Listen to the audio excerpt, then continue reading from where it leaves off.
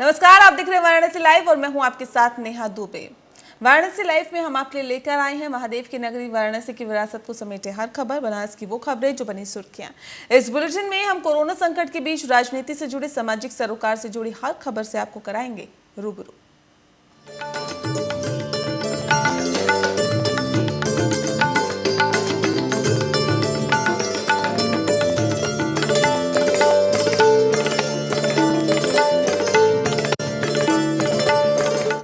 चलिए बुलेटिन की शुरुआत करते हैं। कोरोना संक्रमण अब तेजी से अपने पांव पसार रहा है। कचहरी, विकास भवन, पिंजरा तहसील और रजिस्ट्री कार्यालय के बाद अब सदर तहसील को भी 2 दिन के लिए बंद कर दिया गया है। सदर तहसील में तैनात नायब तहसीलदार की कोरोना जांच रिपोर्ट पॉजिटिव आई है, जिसके बाद सदर को तहसील के अगले 2 दिन के लिए तहसील को बंद कर दिया गया है। इस दौरान पूरे तहसील परिसर का सैनिटाइजेशन का काम किया जाएगा।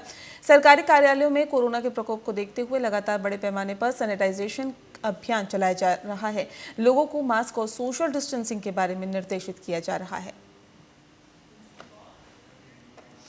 वाराणसी में आए दिन कोरोना संक्रमित मरीजों के साथ हॉस्पिटल में हो रही लापरवाही के विरोध में आपके कार्यकर्ताओं ने जिला प्रशासन को पत्र दिया है।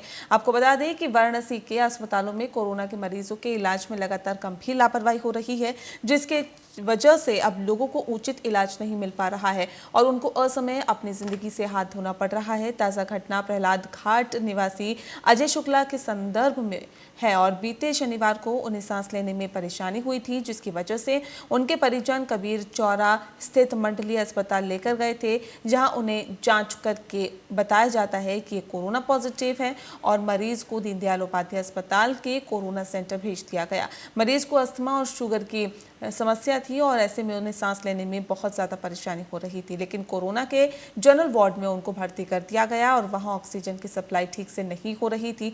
इलाज में घोर लापरवाही की वजह से उनकी मौत हो गई। अस्पताल प्रशासन की घोर लापरवाही के खिलाफ आम आदमी पार्टी ने इस प्रकरण की उच्च स्तरीय जांच और दोषियों को कठोरतम दंड की मांग की है। इसके साथ ही परिवारजनों में से किसी एक को सरकारी नौकरी, 25 लाख रुपए की आर्थिक सहायता प्रदान किए जाने की मांग की है। आपका कहना है कि यदि इस मुद्दे पर शासन 72 घंटे के अंदर कोई फैसला नहीं ले पाता है तो आम आदमी पार्टी जन आंदोलन करके इसके लिए बाध्य होगी, जिसकी जिम्मेदारी शासन की होगी।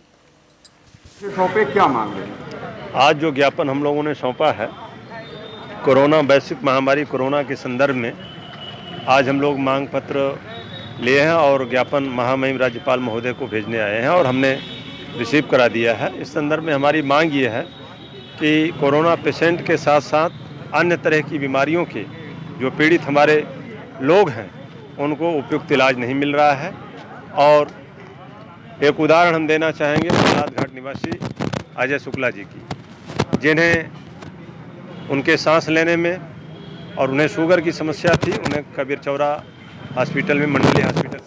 वहीं प्रधानमंत्री जन कल्याणकारी योजना प्रचार प्रसार इलेक्ट्रॉनिक डीलर एसोसिएशन, नीची बाग बुलानाला व्यापार मंडल और उत्तर प्रदेश स्वर्णकार संघ के संयुक्त तत्वाधान में मैदागिन स्थित थाना कोतवाली के मुस्तैदी से अपनी जिम्मेदारी निभाने वाले पुलिसकर्मियों को मास्क और सैनिटाइजर का वितरण किया गया। इस मौके पर मौजूद लोगों ने कहा कि वाराणसी में तेजी से फैल रहे कोरोना संक्रमण को रोकने के लिए पुलिसकर्मी पूरे जी जान से जुटे हुए हैं। अपनी जिंदगी को खतरे में डालकर वो दूसरों के जीवन की रक्षा कर रहे हैं। ऐसे में समाज की जिम्मेदारी है कि वो इन बहादुर पुलिस वालों की हौसला अफजाई करे।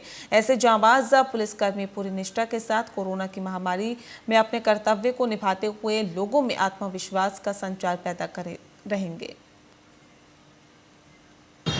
सप्तसागर जो दवा मंडी है वहाँ से कुछ प्रतिष्ठित लोग आए थे और इस कोरोना महामारी को देखते हुए ये मास्क वितरण हेतु और सैनिटाइज वितरण हेतु इन्होंने प्रदान किया है। इसके लिए मैं इनको धन्यवाद देता हूँ और कोई भी समस्या होगी इनकी मैं 24 घंटा के लिए मैं उपस्थित रहूंगा। और नीची बाग बुलानाला व्यापार प्रतिनिधिमंडल और उत्तर प्रदेश स्वर्णकार संघ की तरफ से आज हम लोगों ने पुलिस वालों में मास्क और सैनिटाइजर का वितरण किया, जिससे ज़्यादा आजकल कम से कम कोतवाली के अंदर 35 से 40 पुलिस वाले संक्रमित हुए, जिसको देखते हुए हम लोगों ने मास्क और सैनिटाइजर का वितरण करने का एक अपने अंदर आह्वान किया। और सारे व्यापार उत्तर प्रदेश स्वर्णकार संघ और नीची बाग बुलानाला व्यापार प्रतिनिधिमंडल और प्रधानमंत्री जन कल्याण योजना के तहत हम लोग यहाँ पे आए और सारे पुलिस वालों को मास्क का और सैनिटाइजर का वितरण किया। सम्मान भी किया गया है। बिल्कुल बिल्कुल सम्मान किया। कल हमारे एसएचओ साहब प्रमोद पांडे जी आए हैं, यहाँ पे चार्ज लिया है।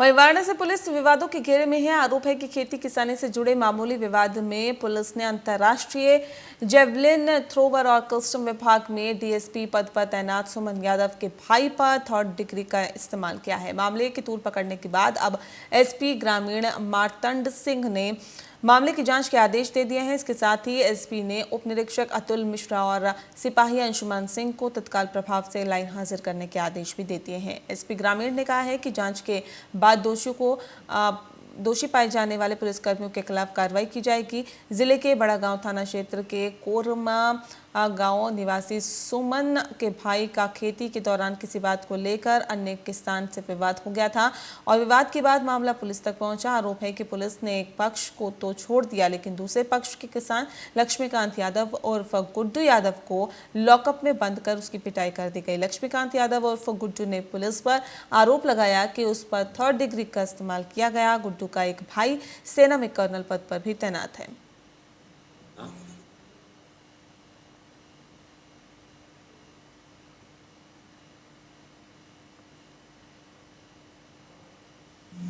थाना बड़ा गांव के करोमा के लक्ष्मीकांत यादव से संबंधित एक सोशल मीडिया पे वायरल हुआ था ऑडियो और वीडियो, जिसके संबंध में क्षेत्राधिकारी बड़ा गांव से जांच कराई गई, जिसमें 2 कर्मचारी दोषी पाए गए, जिनके खिलाफ तत्काल कार्रवाई करते हुए लाइन हाजिर कर दिया गया और उनके खिलाफ विभागीय जांच स्थापित कर दी गई है।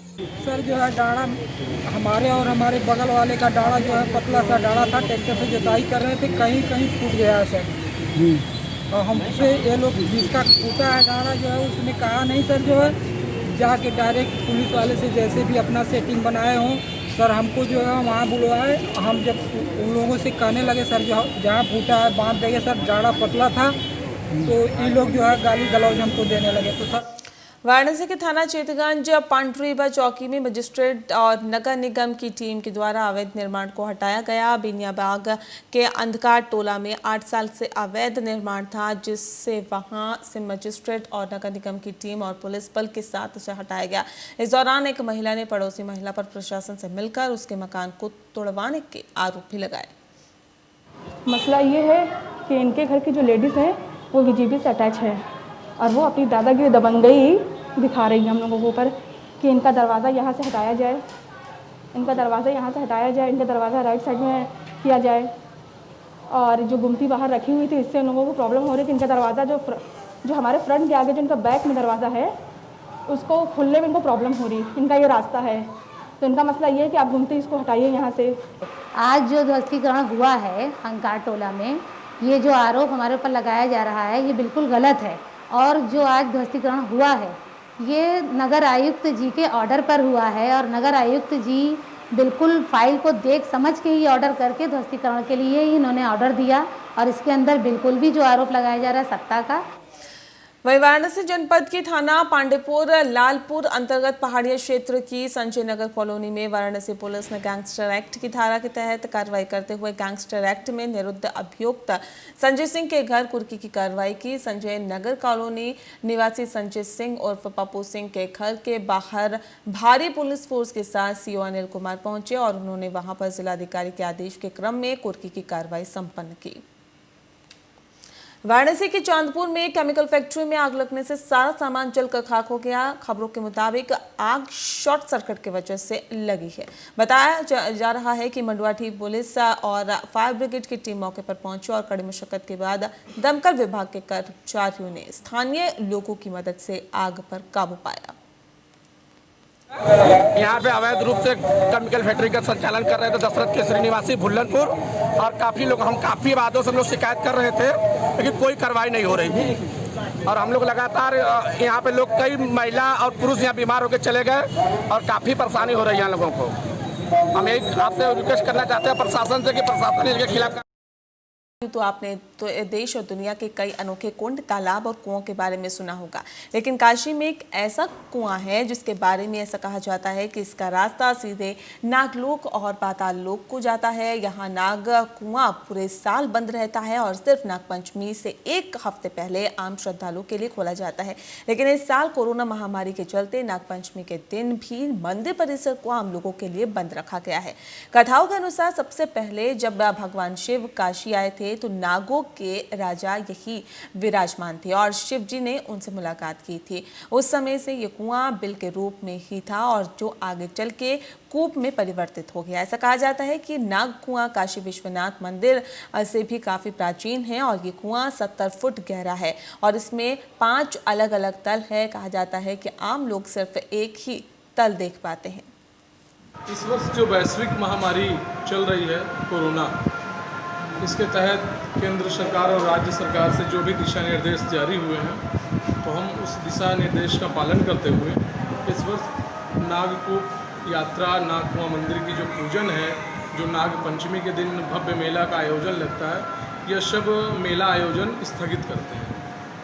मंदिर समिति जो है मेला आयोजन को स्थगित करती है, तो इस वर्ष किसी भी प्रकार का मेला आयोजन नहीं किया। सारा कुछ जो कोरोना चल रहा है तो आदेश तो दिशा निर्देश तो केंद्र और राज्य सभी जगह से दिशा निर्देश जारी हो गए हैं कि किसी भी प्रकार का भव्य आयोजन या कोई भी सम्मेलन कार्यक्रम ऐसा न हो। तो एक उनका आदेश भी है और दूसरा समाज को एक इस कोरोना से बचाने के लिए भी एक मुहिम है कि ताकि वो अगर हम आज दर्शन छोड़ देते हैं करना तो वो सभी लोग भक्त लोग चले आएंगे, अब उसी में कुछ संक्रमित भी हो जाएंगे। तो इन सब चीज़ को देखते हुए हम इस चीज़ को मंदिर समिति जो है वो बाध्य करती है दर्शन पूजन में। आज नाग पंचमी है। सावन महीने की पंचमी को मनाए जाने वाले इस पर्व को वाराणसी में धूमधाम से मनाया जा रहा है। इस दिन नाग देवता की पूजा अर्चना की जाती है। हालांकि संक्रमण का काल है और ऐसे में इसको लेकर मंदिरों में पूजा अर्चना पर रोक रही है और इसके चलते ही इससे लोग घरों में ही मना रहे हैं। लोहटिया स्थित अंतर्राष्ट्रीय अखाड़ा बड़ा गणेश में नागपंचमी पर श्रृंगार पूजा किया गया और ऐसे में कोरोना महामारी की वजह से इस दौरान नागपंचमी के शुभ अवसर पर प्रतिवर्ष होने वाले स्वर्गीय लल्लू पहलवान स्मृति विराट कुश्ती दंगल का कार्यक्रम स्थगित रहा। अखाड़े पर केवल श्रृंगार पूजन अर्चना और का कार्य भी यहाँ पर हुआ। बाबा बजरंगबली के श्रृंगार पूजा के दौरान सभी पहलवानों ने प्रार्थना की जल्द से जल्द इस कोरोना महामारी से छुटकारा मिले।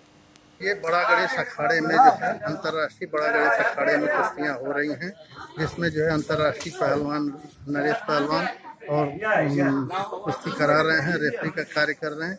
यहाँ छोटे छोटे बच्चों का जो है 2-3 जोड़ी मास्क लगा के और कोविड-19 का जो है के रूल को फॉलो करते हुए कुश्तियाँ लड़ा के तुरंत समाप्त करा दिया गया। 2-4 जो कुश्तियाँ हैं जिससे कि पारंपरिक चीजें जो है बनी रही। और अब बात करेंगे उस काशी की जिसे धर्म और अध्यात्म की नगरी माना जाता है। उस बनारस की बात करेंगे जो कला, शिल्प, साहित्य के लिए प्रसिद्ध है। इस रिपोर्ट में हम आपका परिचय दुनिया की सबसे पुरानी नगरी वाराणसी की विशेषताओं से कराएंगे।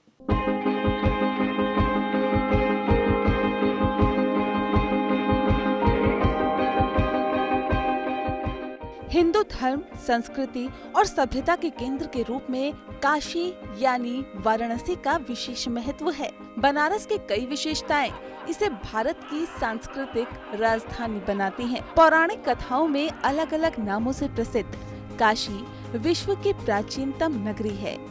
यहाँ संस्कृति, अध्यात्म और कला का अनूठा संगम देखने को मिलता है। भगवान शंकर के त्रिशूल पर बसी इस नगरी में पतित पावनी गंगा का भी वास है। यही तमाम विशेषताएं इसके सबसे पुराना जीवित शहर होने को महत्व प्रदान करती है। वाराणसी कई धर्म, स्थान और पूजा पद्धतियों के कारण महत्वपूर्ण है। इस शहर में अभी भी विभिन्न संप्रदाय के प्राचीन उपासना पद्धतियों का प्रचलन है। ये बुद्ध, जैन तीर्थकर, शैव और वैष्णव संतों या कबीर और तुलसी जैसे पवित्र संतों की कर्म स्थली रही है। बनारस की कला, शिल्प और वास्तुकला दर्शनीय है। कहे तो वाराणसी एक वास्तु शिल्प का पूर्ण संग्रहालय है। ये इतिहास के दौरान बदलते पैटर्न और आंदोलनों को प्रस्तुत करता है। काशी लोक कला समृद्ध खजाने से भी सुसज्जित है। अपनी साड़ी, हस्तशिल्प, वस्त्र, खिलौने, गहने, धातु के काम, मिट्टी और लकड़ी के काम, पत्ती और फाइबर शिल्प के लिए प्रसिद्ध बनारस हर किसी की पहली पसंद है। प्राचीन शिल्प के साथ ये शहर आधुनिक उद्योगों में भी पीछे नहीं है। पवित्र नदी गंगा और इसके घाट पौराणिक कथाओं से आच्छादित है। सामाजिक आर्थिक पहलुओं किंवदंतियों से ये शहर भरा पड़ा है। काशी सर्व विद्या सर्व ज्ञान की राजधानी है। भारत में शिक्षा के प्राचीनतम केंद्र, विश्व प्रसिद्ध विद्वान और उनके लेख, विश्वविद्यालय, कॉलेज, स्कूल और मदरसे, यहाँ सब कुछ है। गुरु शिष्य परंपरा के अलावा काशी वाराणसी तमाम साहित्य गतिविधियों का भी केंद्र रहा है। समाचार पत्र और पत्रिकाएं, प्रसिद्ध पुस्तकालय, ये सभी वाराणसी की विशेषताएं हैं। बनारस संगीत, कला, नाटक और मनोरंजन का शहर है। ये शहर अपने संगीत, परंपरा, गायन, वादन दोनों के लिए ही ख्याति प्राप्त है। बनारस घराने की अपने खुद की नृत्य और गीत परंपरा है। इसे लोक संगीत और नाटक का बहुत समृद्ध भंडारण माना जाता है। इसीलिए कहते हैं कि काशी सिर्फ एक शहर नहीं, अपने आप में संस्कृति, सभ्यता, कला, अध्यात्म और परंपरा का पूरा इतिहास है। Bureau report. और इसी के साथ इस बुलेटिन में फिलहाल इतना ही। नमस्कार।